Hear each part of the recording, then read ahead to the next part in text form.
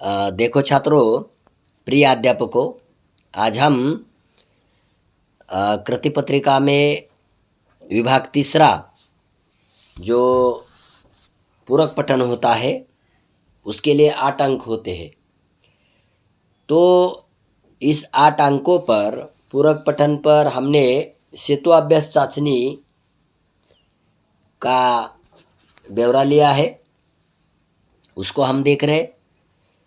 तो पहले इसमें क्या होता है, जो कविता पूरक पठन पद्य उसके ऊपर 4 अंकों का आता है और पूरक पठन गद्य उसके ऊपर 4 अंकों का आता है। ऐसे 8 अंकों का गद्य और पद्य मिलकर जो कृत्याकलन है वो पूछा जाता है।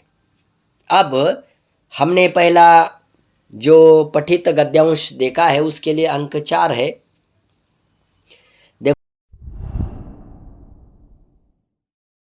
दूसरी इकाई में का 10वां पाठ बूढ़ी काकी, यानी कि बूढ़ी काकी गद्य पाठ, और प्रथम इकाई जो है वो मन कविता पूरक पठन, उसको हमने 4-4 अंकों के लिए 2 भाग इसमें हम देखेंगे।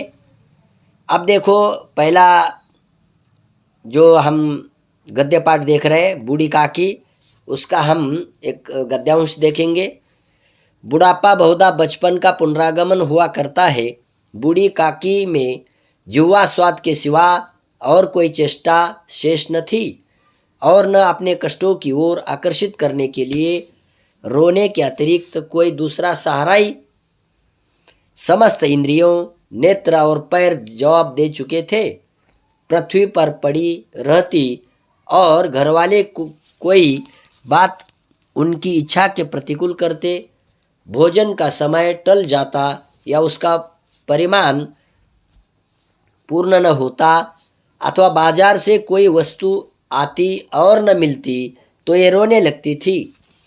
उनका रोना सिसकना रोना न था, वे गला फाड़ फाड़ कर रोती थी।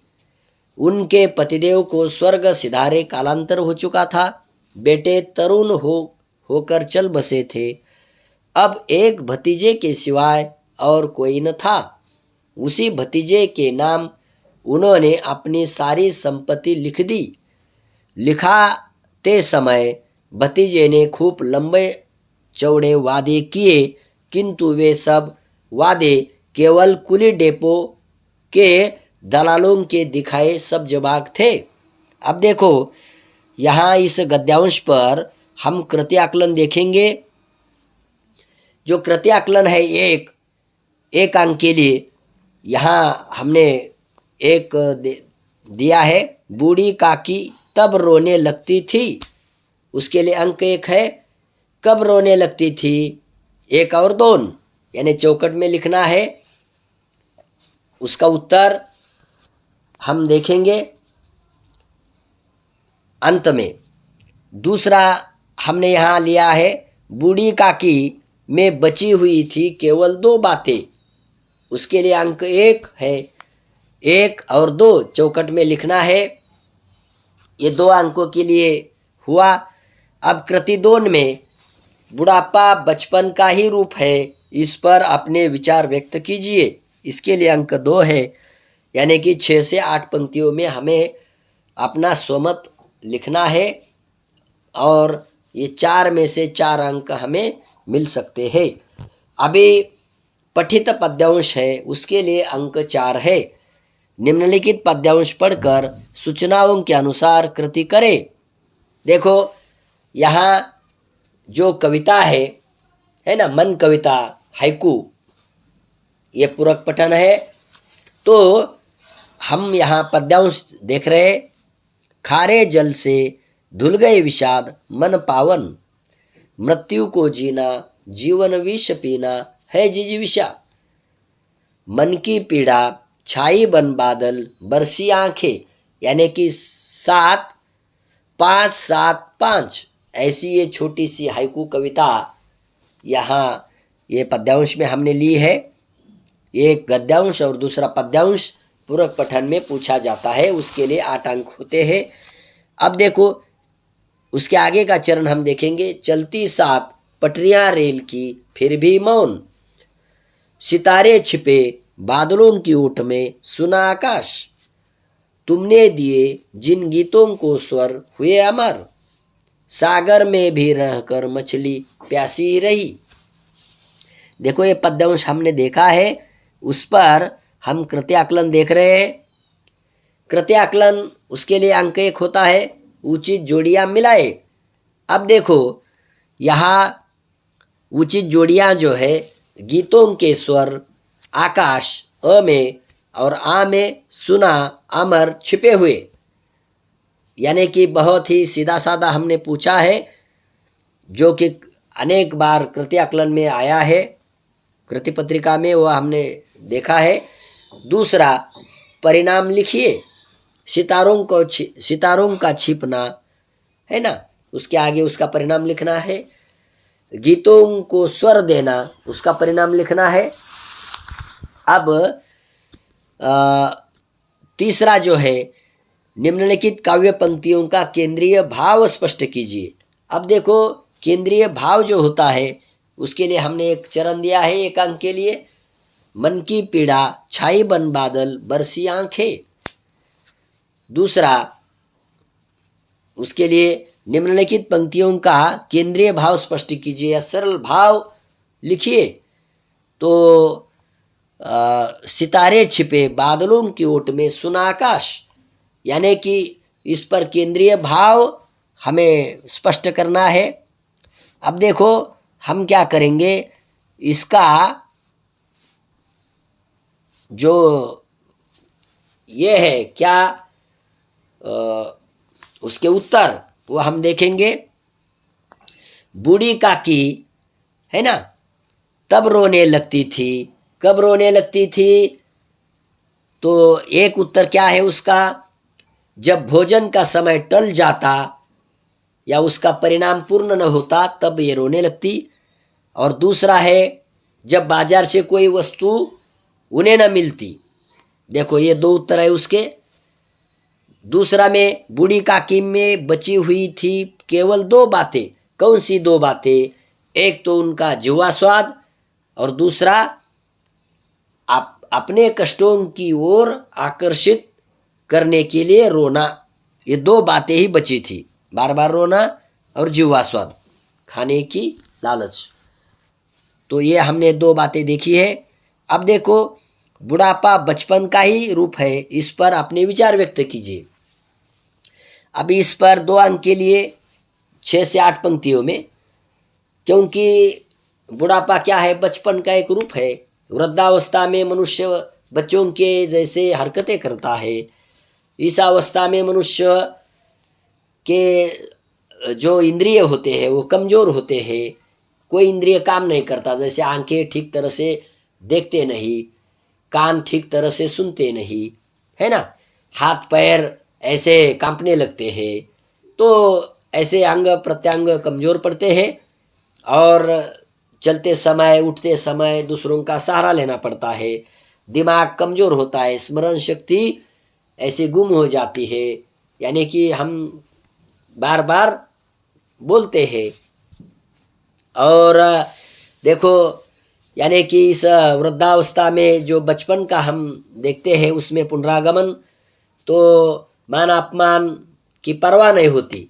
जैसे बच्चों को मान अपमान की परवाह नहीं होती, वैसे वृद्धों को भी। बहुत लोग क्या करते हैं, युवा लोग या बच्चे लोग वृद्धों को ऐसे अपमानित करते हैं, लेकिन उन्हें कोई परवाह नहीं होती। तो इच्छा अनिच्छा का कोई महत्व नहीं होता। तो इसीलिए वृद्धावस्था में बचपन की अनेक बातें बच्चों की देखो समानता होती है। इसीलिए कहा जाता है कि बचपन का पुनरागमन युवा वृद्धावस्था में होता है। तो हमने यहाँ 6 से 8 पंक्तियों में ये देखा है। अब देखो ये हमारा 4 अंकों का गद्यांश हुआ। अब पद्यांश के हम उत्तर देखेंगे। तो पद्यांश में जो हम देख रहे, तो पद्यांश में जो देख रहे हैं वो क्या है, उचित जोड़ियां मिलाओ। अ में है गीतों के स्वर, तो उसके लिए क्या है, गीतों के स्वर अमर, और दूसरा है आकाश, तो आकाश क्या है, सोना है, आमे का उत्तर। अब तीसरा है परिणाम लिखिए, तो सितारों का छिपना जो है ना, तो सितारों का छिपना क्या है, एक तो परिणाम सुना आकाश है ना, और दूसरा क्या है, गीतों को स्वर देना, तो गीतों को स्वर देना यानी कि गीतों का अमर होना है ना, जब गीतों को स्वर मिलते हैं तब गीत अमर हो जाते हैं, तो गीतों का अमर होना, ऐसा उसका उत्तर है।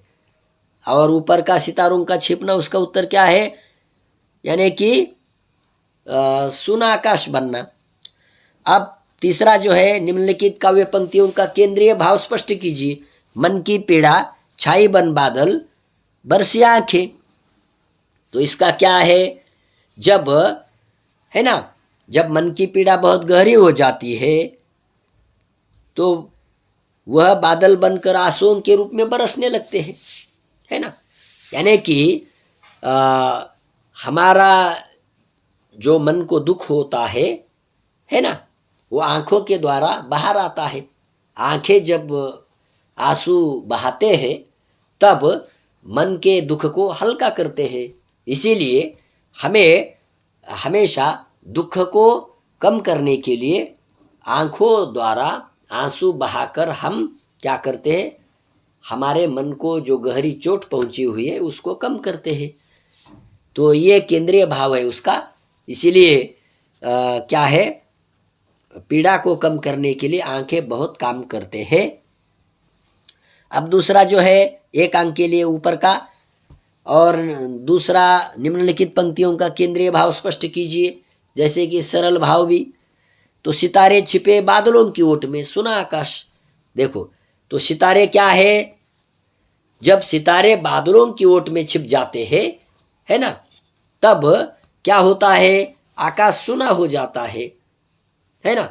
जैसे मनुष्य क्या करता है, जो कि ये बात होती है कि प्रत्येक मनुष्य के जीवन में अनेक संकट आते हैं, परेशानियां आती है, चिंताएं होती है ना, तो ऐसे संकट की घड़ी में है ना, हमें क्या करना चाहिए, जीवन में डटकर उसका मुकाबला करना चाहिए, डटकर खड़े रहना चाहिए, ताकि हम संकट पर मात दे सके।